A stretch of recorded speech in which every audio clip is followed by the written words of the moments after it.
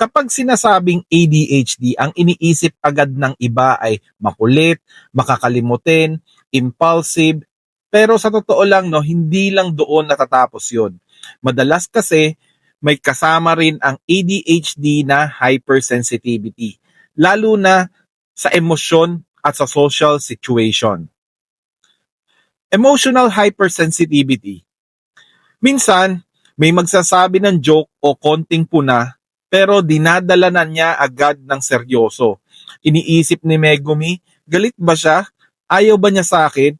Kahit hindi naman sila close o may comment na pang general, si Megumi ay affected pa rin. Hindi siya yung tipo ng taong wala lang, no? Lahat nararamdaman niya. Lahat merong tumatagos sa puso niya. Social sensitivity. Pag may bagong tao sa group, nagta-turn off siya para siyang robot na nagsha-shutdown, ganyan, no? Tahimik, hindi makapagsalita, hindi dahil suplada siya, pero feeling namin, no, overwhelmed lang talaga siya. Pagkakilala niya ng tao, unti-unti naman siyang nag-open up. Pero sa simula, parang hindi agad siya makagalaw or parang hindi siya komportable. Rejection Sensitive Dysphoria or RSD.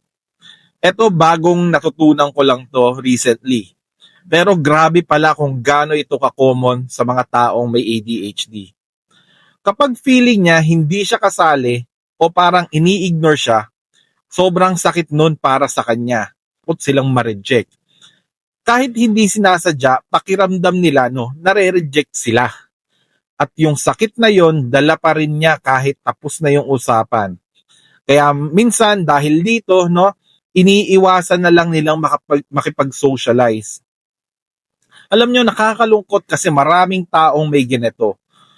Napupunta sa isolation, nagiging depressed, natatakot na lang makipag-socialize uli. Ang anak ko dumadaan dito, including myself na rin yata.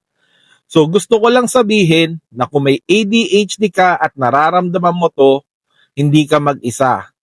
Kailangan maipaalam mo sa mga taong kasama mo. Hindi ito arte, totoo ito.